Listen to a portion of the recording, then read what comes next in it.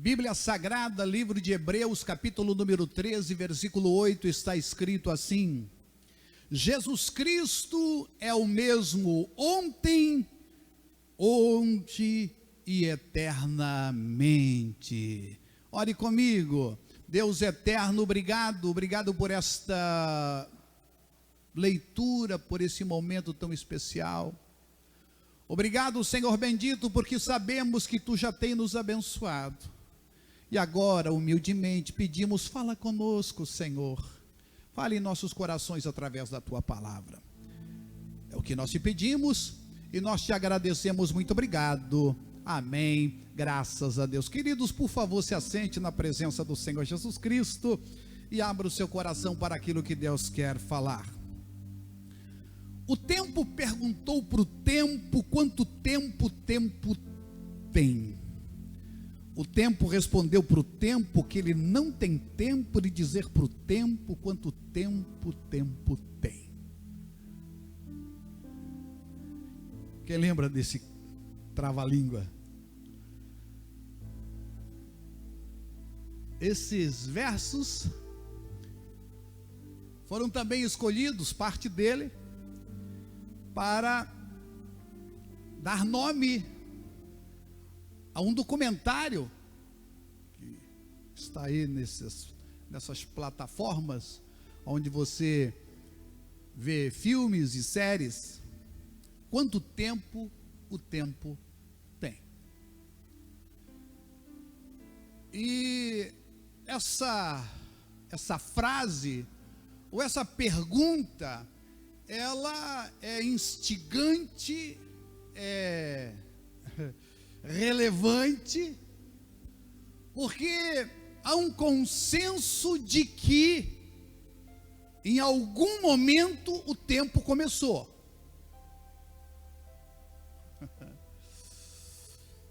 E o tempo, de fato, é, segundo a Bíblia Sagrada, criação de Deus. Deus está fora do tempo. A Bíblia Sagrada diz claramente que a Trindade Santíssima não está sujeita ao tempo e às suas consequências. Mas é importante que você entenda que essas verdades não adiantam fazer parte apenas do nosso cabedal intelectual. Não adianta apenas nós estarmos declarando esta verdade que os próprios cientistas já demonstram que é real. O tempo começou em algum momento. Tudo surgiu de um ponto em comum, segundo a ciência.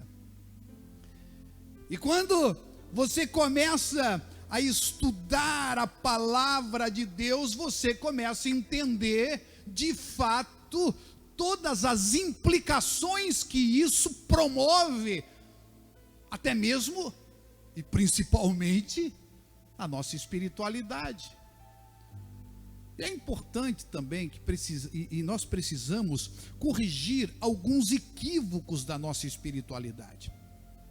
Às vezes, e deixa eu fazer aqui agora uma junção, às vezes falamos, né, como se a nossa fé tivesse um poder que ela não tem. Como se fosse um poder em si mesma. Temos a ideia de fé que o mundo tem.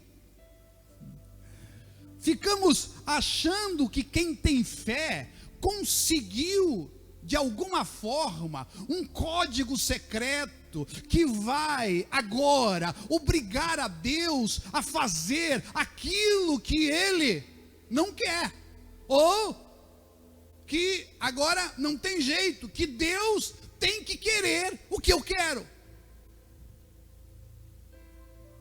E aí confundimos fé com vontade, desejo, expectativa, desejo ardente, vontade contundente.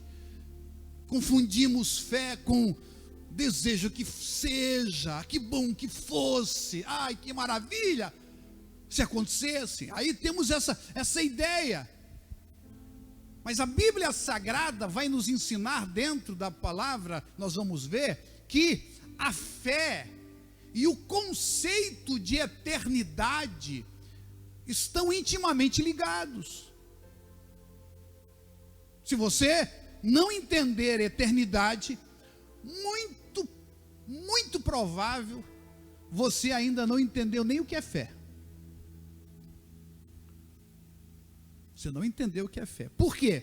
Porque a Bíblia diz no livro de 2 Coríntios, capítulo 4, versículo 18, assim: não atentando nós nas coisas que se veem, mas nas que se não veem, porque as que se veem são temporais, e as que não se veem são eternas.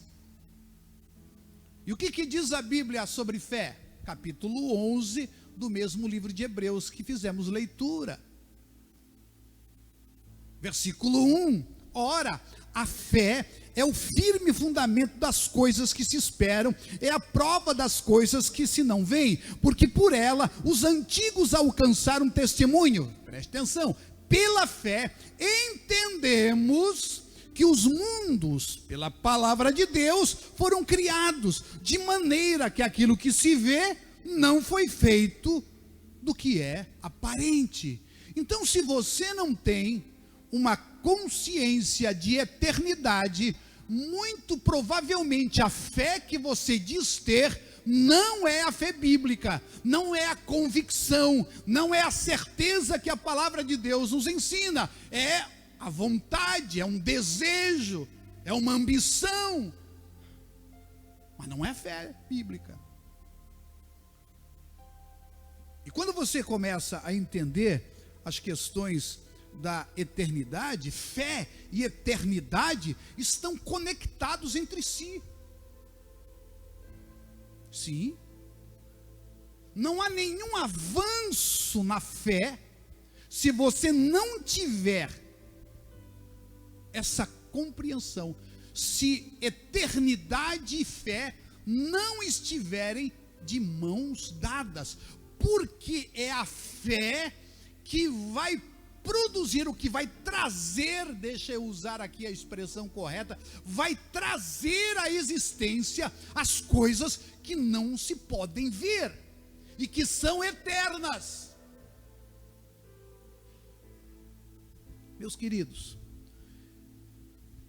eu fico impressionado porque muitos de nós, e não é por maldade, não é porque não são salvos, e nem porque não têm boa intenção, mas uma boa parte de nós ainda não entendeu a sua espiritualidade a partir da eternidade. Por isso a sua vida está tão presa às questões do tempo. O tempo vai passando, o tic-tac do relógio vai deixando a pessoa nervosa.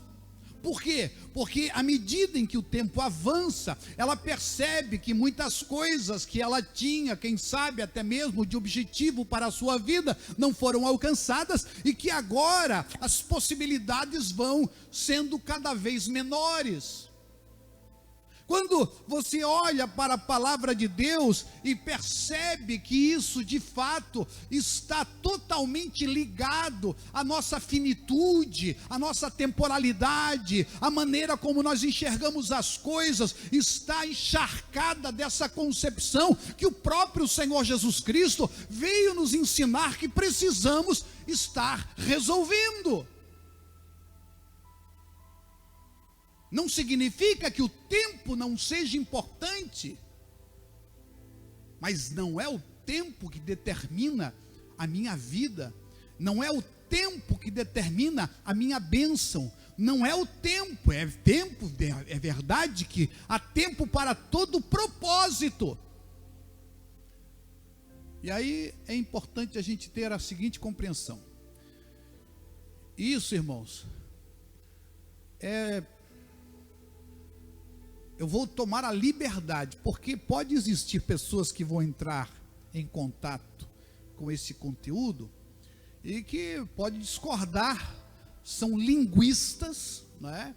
São exegetas, pessoas que estudam as línguas originais e que têm concepções muito variadas, mas o pouco que eu entendi, e isso você não vai, pelo menos eu não encontrei, você não vai encontrar em livros, e também, muito provavelmente, também não encontrei em ninguém falando, nem internet, em qualquer lugar.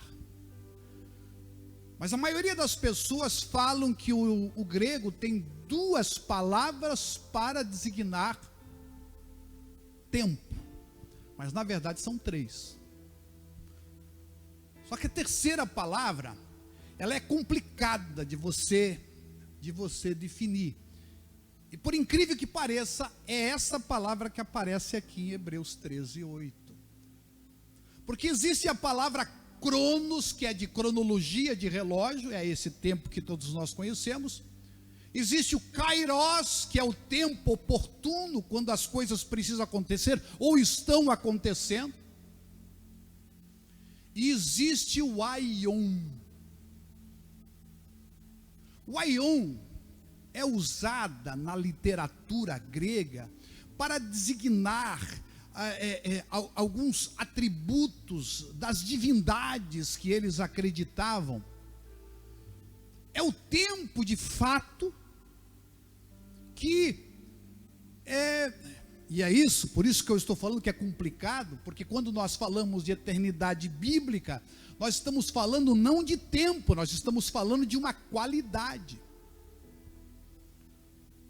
E eu já falei sobre isso. Por isso que é complexo, porque quando eles usavam isso, eles tinham a ideia de infinito. Mas até o infinito, ele acaba não abarcando aquilo que nós precisamos compreender nessa noite. Então, aí eu tomei a liberdade, e só por isso que eu estou fazendo essa explicação, para que a gente use aion como eternidade. E o texto de Hebreus 13:8, quando você lê Jesus Cristo é o mesmo ontem e hoje e eternamente, esse eternamente, que na sua Bíblia pode ser para sempre, é aion. Então eu me sinto muito à vontade para dizer que esse aion é a eternidade, que o cronos é o que nós temos, e o kairos é a junção do eterno com o tempo que nós temos para agirmos no tempo oportuno, na hora certa que Deus quer que nós façamos as coisas. Então é o eterno, que é o aion, que junta-se com o cronos, que é esse tempo que nós temos, para que a partir daí então se crie o kairos, o tempo oportuno de Deus. Por isso, a Bíblia, quando fala do tempo perfeito, que essa junção fala de kairos, o tempo que as coisas podem, devem, precisam acontecer. E por que isso tudo é tão importante? Porque o Senhor nos convida a viver a nossa vida a partir da eternidade e não do cronos. Não é que o cronos não tenha a sua importância, mas são os valores eternos que precisam estar dando a direção para as nossas vidas. Por isso, você vai ler dentro da palavra de Deus, para que nós possamos ter alguma compreensão desse aion, alguns versículos que jogam luz para que nós, nessa compreensão pálida nossa, fraca, que nós não conseguimos entender, alguns textos bíblicos tentam jogar alguns fachos de luz, quando lá no livro de Salmo, capítulo número 90, versículo 4 diz: pois 1000 anos aos teus olhos são como o dia de ontem, que se foi, e como a vigília da noite.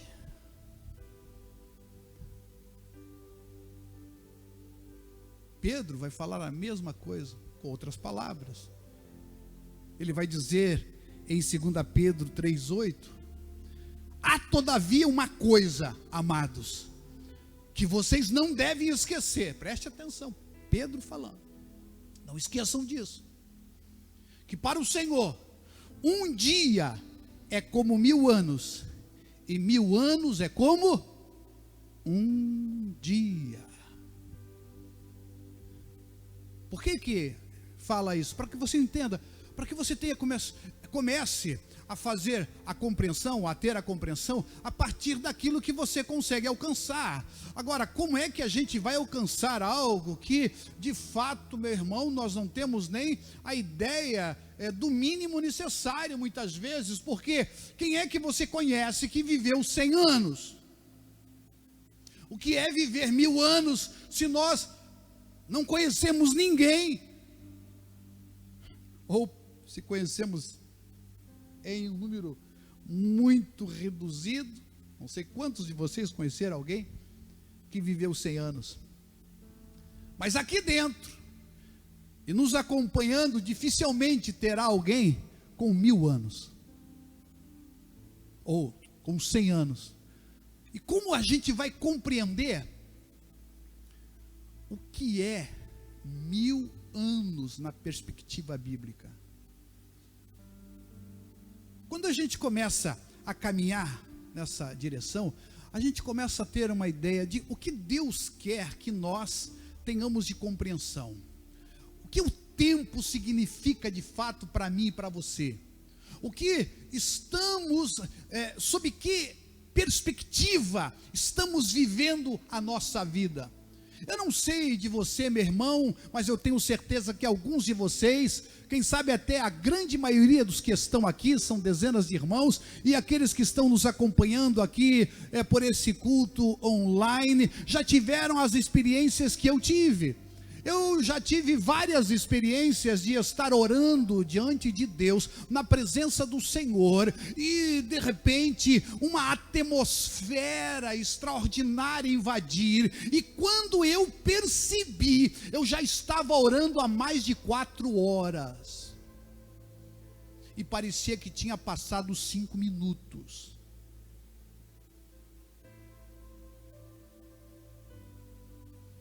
Quantas vezes nós estamos participando de um culto, e o culto toma uma dimensão, porque todos começam a serem envolvidos na nuvem de glória, e simplesmente todos adorando a Deus, e quando você percebe, passou 1 hora e meia, e você olha para o relógio, você não acredita, parece que foram alguns minutos. Muitos já participaram de eventos, de seminários, 3, 4, 5 dias, e aquilo passa assim, ó.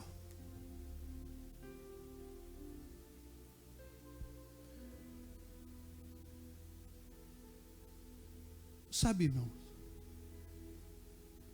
esses momentos, o Senhor nos dá a capacidade de entender o que é viver por alguns minutos na perspectiva da eternidade. entendermos na nossa espiritualidade, no nosso momento de oração, nos nossos cultos, em eventos que glorificam a Deus, aquela circunstância, aquela situação que de fato parece que a eternidade invadiu o nosso Cronos, que o Aion invadiu o Cronos, e aquele momento se transforma em um Kairós tão espetacular, que se você pudesse escolher, você ficaria ali ainda muito mais tempo.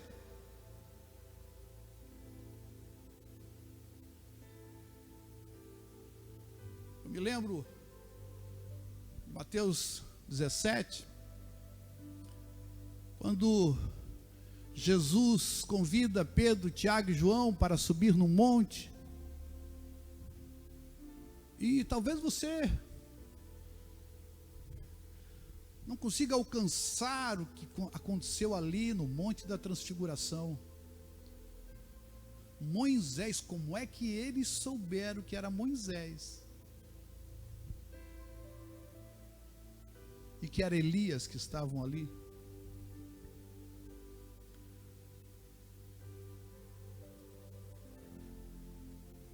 O Moisés e o Elias era a representação do passado, mas mesmo o Moisés tinha vivido centenas de anos antes de Elias. O Elias, centenas de anos depois de Moisés. E agora, numa nuvem de glória, num momento extraordinário, a Bíblia diz que Jesus Cristo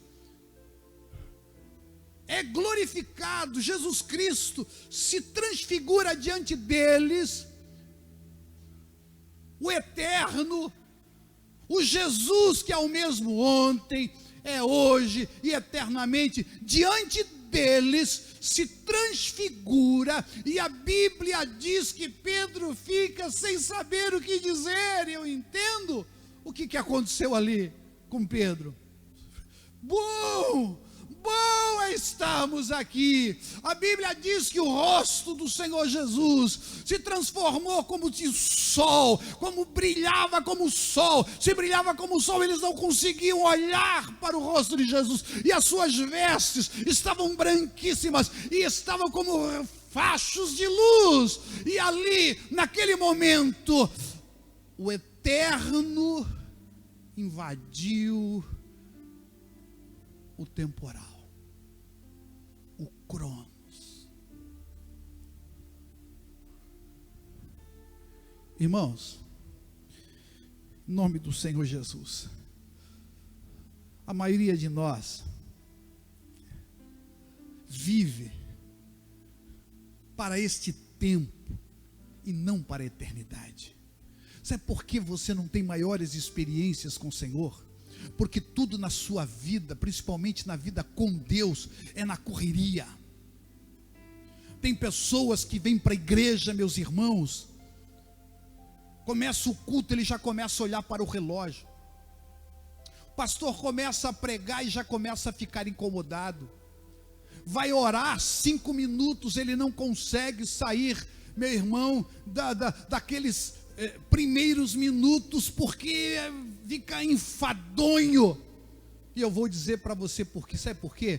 Porque você ainda não entendeu e não alcançou a dimensão de fato da eternidade. Você não consegue alcançar o que isso representa, significa. Isso significa que você não é salvo, isso significa que você não é amado, isso significa que Deus não quer te abençoar. Não é isso, mas é uma grande demonstração do quanto nós ainda estamos escravos do tempo. Não sabemos viver na perspectiva eterna. Por isso a nossa fé é muito pouca efetiva. Nós ficamos olhando para os homens do passado e às vezes até invejamos as experiências que eles tiveram, mas nós não queremos ter a relação que eles tiveram com Deus, estar tão perto do Senhor, que o tempo simplesmente era algo sem importância.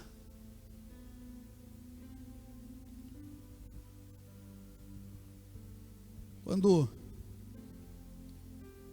eu olho para Jesus, ele vivia nessa dimensão. Ele não perdia tempo. É verdade. Fez tudo o que tinha que fazer em 3 anos e meio. Seu ministério foi efetivo. Cumpriu tudo o que tinha que cumprir. Sabe por quê? Porque ele viveu na perspectiva da eternidade. Lá no livro de João, capítulo 3, versículo 13 diz: ninguém subiu ao céu senão aquele que desceu do céu, o Filho do homem que está no céu. Em algumas Bíblias está entre parênteses, porque alguns manuscritos está, em os outros não, mas na maioria estão. Está no céu. Isso significa, irmãos, algo muito extraordinário. Nós vivemos, e por isso a nossa fé não avança, na perspectiva da temporalidade. Tudo em nossa vida em relação a Deus é cronos, é cronos, é cronos. Não chega nem a ser kairós em algum momento. Agora, quando Jesus quer ensinar a quem Ele ama, Ele age de maneira muito radical. Quando Jesus quer que você entenda essas verdades, irmãos, Ele vai fazer algumas coisas para chamar a sua atenção. E preste atenção, porque aqui vem algo muito forte. Nós estamos vivendo um momento em que todos nós tivemos que contar o tempo diferente. Vivemos uma pandemia e um tempo, irmãos, que tivemos que ficar confinados. Nós ficamos aqui cerca de mais de 40 dias sem poder nos reunir para fazer cultos, porque não podíamos estar reunidos. Algo está acontecendo no mundo, chacoalhando todas as pessoas, e principalmente, eu creio, a igreja do Senhor. E o que está acontecendo? O Senhor está nos chamando para vivermos à luz da eternidade. Um dia, algumas pessoas chegaram para o Senhor Jesus Cristo e disseram: Jesus, Senhor, aquele a quem tu amas está enfermo. E a Bíblia diz que deliberadamente Jesus fica 4 dias para chegar até, leva 4 dias, ele fica ainda ali algum tempo e leva 4 dias para chegar aonde estava o seu amigo. E você conhece a história de Lázaro, do capítulo 11 do livro de João. Um momento dramático na vida de uma família que amava. A Bíblia descreve isso. Quando vão chamar a Jesus, dizem: aquele a quem tu amas. Era uma família que hospedava Jesus, que tinha Jesus, meus irmãos, como um amigo, alguém que estava sempre junto com eles. Era ponto de posada certa para cada vez que Jesus ia para Jerusalém, ele ficava ali posando em Betânia, cerca de 13 quilômetros de Jerusalém.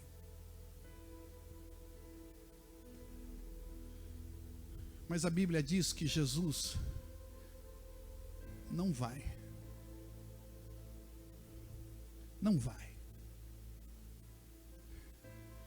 E ele diz algo: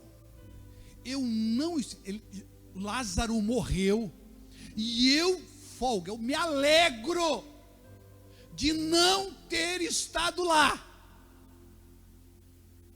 porque porque vocês vão aprender uma lição eterna.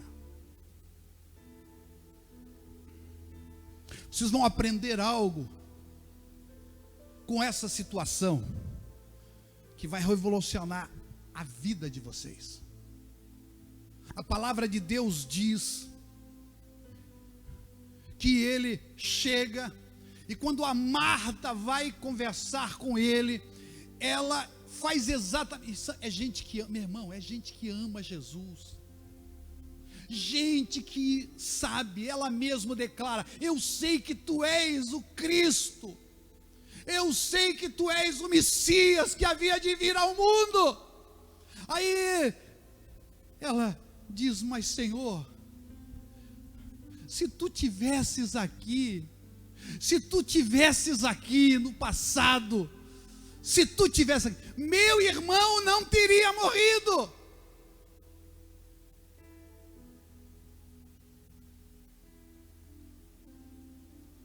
Aí o Senhor diz: Marta, seu irmão vai ressuscitar. Aí ela, com a fé evangélica que muitos de nós temos: eu sei, Senhor, que o meu irmão há de ressuscitar no último dia. Está aí na sua Bíblia, em João capítulo 11, versículo 25 em diante. E aí o Senhor disse, e aqui é que está a grande lição, meus irmãos: Marta, Marta, você tem que entender quem é que está diante de você. Marta, eu sou a ressurreição e a vida. Aquele que crê em mim, ainda que esteja morto, viverá. E que quem crê em mim nunca morrerá. Marta, eu não fui, eu não serei, eu sou.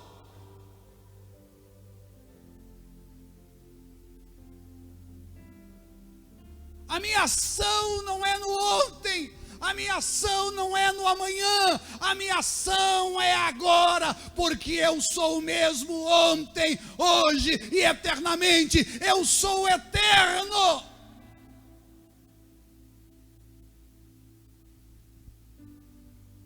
Nós não conseguimos avançar, nós não conseguimos crescer espiritualmente. Por que, meu irmão e minha irmã? Por que a nossa fé não avança? Não avança porque você está preso no tempo, não avança porque você vive uma espiritualidade do ontem ou do amanhã, nunca do hoje, nunca com a perspectiva eterna. Por isso Jesus usa a palavra, e algumas vezes é muito forte o que ele diz. Quando os soldados vieram perguntar: aonde está Jesus? Aonde está Jesus de Nazaré? Ele disse: eu sou. E os soldados caíram.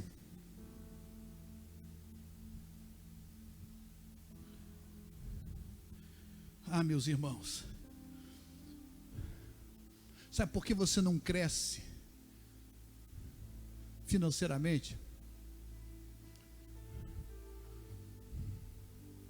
Porque as suas finanças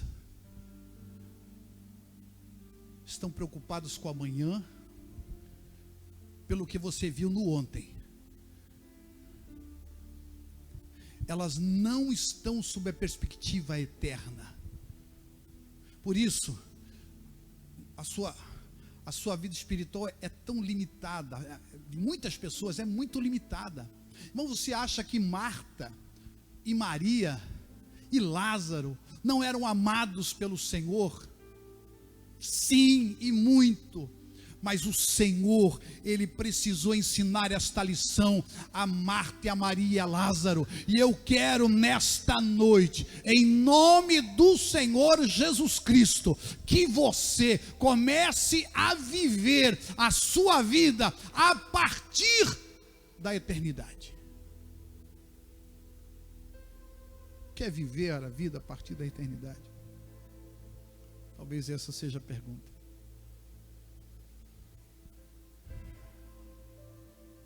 Quando você trabalha, o que te motiva? Porque às vezes, irmãos, o que motiva as pessoas é o amanhã, não é o eterno. É a casa que ele vai comprar amanhã, a viagem que ele vai fazer amanhã, é a aposentadoria que ele vai ter amanhã. É sempre assim. Não tem eternidade na sua vida.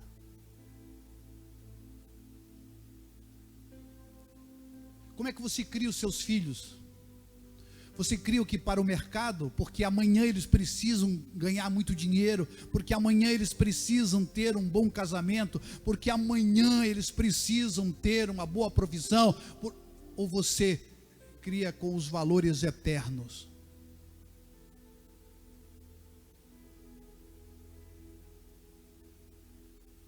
Como é que é o casamento? Sobre que bases está o seu casamento? Tudo que vocês planejam é em função do amanhã, ou é do eterno? É agora o que o Senhor quer fazer? Meu querido e minha querida irmã, a nossa fé está intimamente ligada, em nome do Senhor Jesus, com essa perspectiva. Você só vai conseguir avançar se a sua fé estiver sob essa perspectiva, porque a Bíblia Sagrada diz lá no livro de Efésios, e eu vou ler para você, Efésios capítulo 1, versículo 3 e 4, assim está escrito: bendito Deus e Pai de nosso Senhor Jesus Cristo, que nos tem abençoado com toda a sorte de bênção espiritual nas regiões celestiais. Preste atenção. Assim como nos escolheu nele antes da fundação do mundo, para sermos santos e irrepreensíveis para ele em amor. Já fomos abençoados com toda a sorte de bênçãos espirituais, a partir da onde, irmãos? Da eternidade. Alguns, de maneira muito tola, me perdoe se eu estou sendo muito duro, não, mas isso aqui está falando de bênçãos espirituais. Irmãos, a Bíblia está falando de bênçãos celestiais, porque tudo que é realmente bom vem de lá.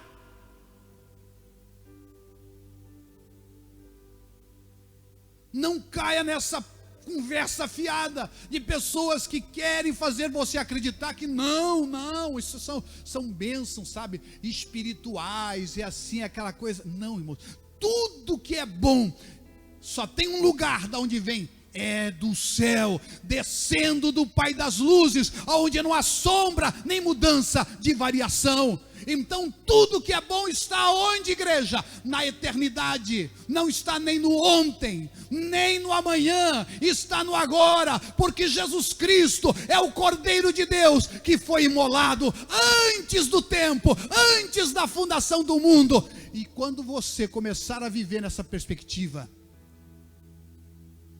você vai perceber, como Marta e Maria perceberam, que Jesus não foi apenas, nem será, Ele é eternamente. Jesus Cristo é o mesmo ontem, é hoje e é eternamente. Ah, como eu lamento por pessoas, irmãos, que vivem a sua vida nessa dimensão e nessa perspectiva. Não conseguiram alcançar ainda essa dimensão. Mas a partir de hoje, em nome do Senhor Jesus, você vai ter essa compreensão na sua vida. Você vai viver a partir da eternidade. Você vai viver na perspectiva do que é eterno e não do que é temporal, aquilo que permanece de fato, em nome do Senhor Jesus Cristo. Quem recebe essa palavra, se coloque em pé agora, meu irmão. e vamos orar. Deus eterno, Pai, Criador dos céus e da terra, quero agora colocar a todos os meus irmãos na tua presença, que ouvindo a tua palavra, entenderam, meu Deus, sob que perspectiva nós temos que viver. E por que tanta gente, Senhor, não avança, e não é porque não estão salvos ou salvas, é porque a sua fé não está linkada com os aspectos eternos da vida. Estão querendo coisas simplesmente que são temporais. Estão desejando aquilo que é passageiro. Estão gastando o seu tempo, suas energias, o melhor da sua vida, muitas vezes buscando aquilo que é efêmero. Mas isso muda hoje, Senhor. Nós queremos, como igreja, como teu povo, viver nessa perspectiva eterna.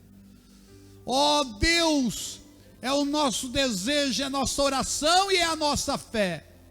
Em nome de Jesus Cristo, nosso Senhor. E todos digam amém. Digam graças a Deus.